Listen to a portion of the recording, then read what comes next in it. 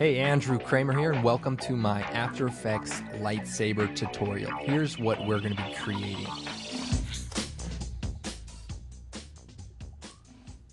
Very nice. This is my friend Sam Loya, and of course, he brings it every time he gets into the Jedi costume. And also, I want to thank my friend Larry Costalis for the authentic lightsaber. He probably had to outbid some poor schmuck on eBay at the last second.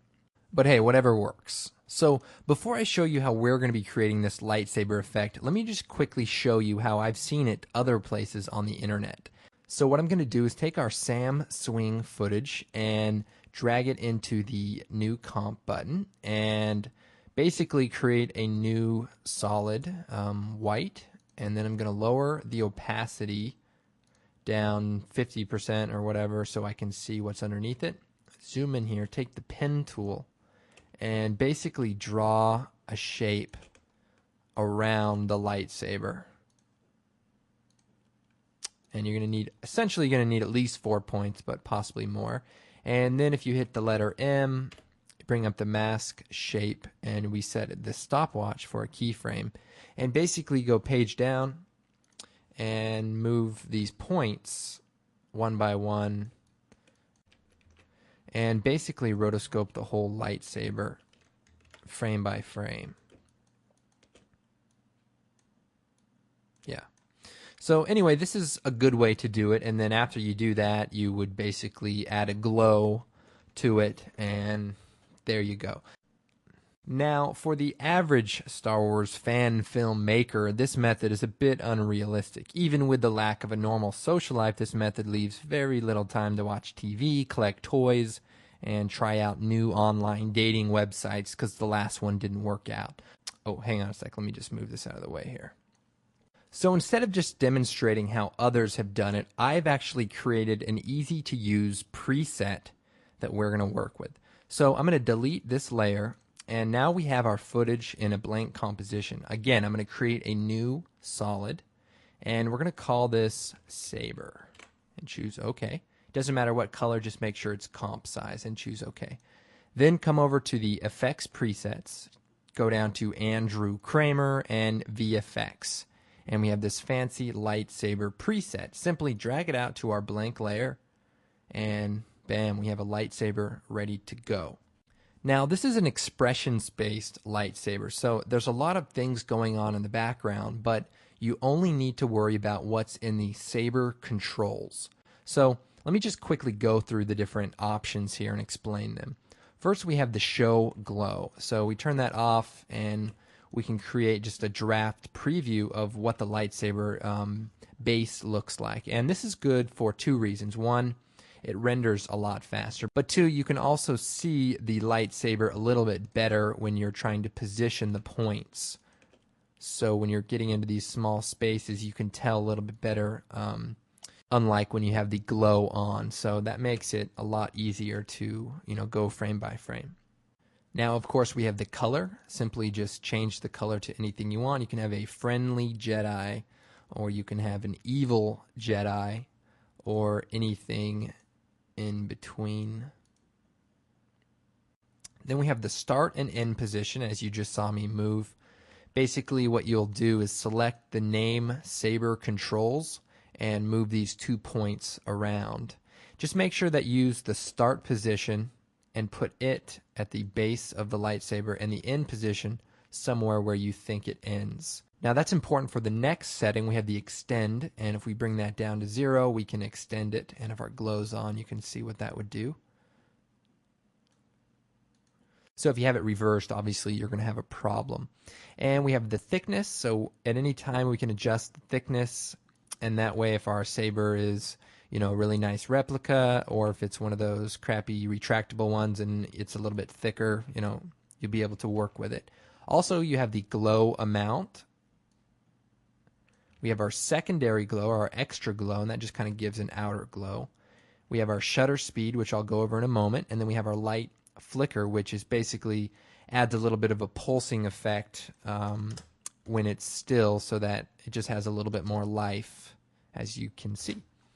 So To optimize this, however, I turn the flicker down to 0 and the extra glow to 0 also. So this will give you a good looking lightsaber that renders pretty fast. But of course, the extra glow does make it look a little nicer, and the light flicker, adds a little something. Okay, let's take it from step 1. I'm going to create a new solid, and I'm going to call this green saber. And this will just help if we have multiple sabers, like in a fight sequence, to know which one we're referring to. And I'm going to make sure it's comp size and choose OK. Then I'm going to go over to my effects and presets, Andrew Kramer, and down to VFX. Now, you can get these presets from the website and simply put them into your effects and presets folder. And whether you're on 6.5 or 7, just copy the Andrew Kramer folder right in there, and they'll show up just like this. And when they do, just drag it out to our blank solid. So what you want to do is set a keyframe for the start position by clicking the stopwatch, and for the end position by clicking the stopwatch. Then, with the name Saber Controls selected, you'll see we get these two controllers that allow us to move it around. So if you just get in there, we can move our start position into place, and you can see that the start position numbers move when you move that particular operator around. So make sure you're moving the start position to the base and the end to the end. And for now, I'm going to shut the show glow off, and that way this will just render a lot faster as we go through. So the first thing you want to do is get the lightsaber in place onto one frame. Then, using page up and page down, go through and just reposition these points. And because the stopwatch is on, it will automatically create a keyframe every time you move it. And if you hit U, you can actually see the start and end position keyframes generating. So I'm going to hit page down, and just with the saber controls selected, move the saber points. Now, it may not be the greatest thing, but at least you're not moving 4 points. And you don't have to be perfect, just basically get it into place. Now, when the lightsaber moves quickly, you're going to notice that it begins to have motion blur. So what you want to do is basically split the difference of the motion blur and just make sure it lines up with the actual handle of the lightsaber. And that'll be your best bet.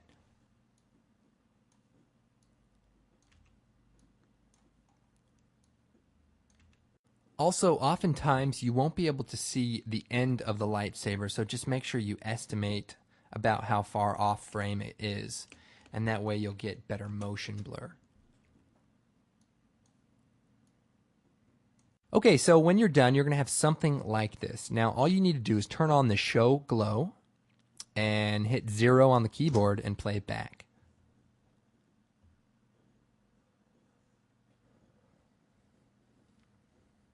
Okay, so as you can see, motion blur is automatically being calculated for fast movements. And that's all based on the expression that I've already pre-created that you don't even need to touch or even think about, for that matter. Now, say you want more motion blur or less motion blur. What you can do is in the Saber controls, go down to the shutter speed. You can either increase the shutter speed so you'll see less blur, or decrease it to see more blur. And basically, you want to experiment with this and play it back.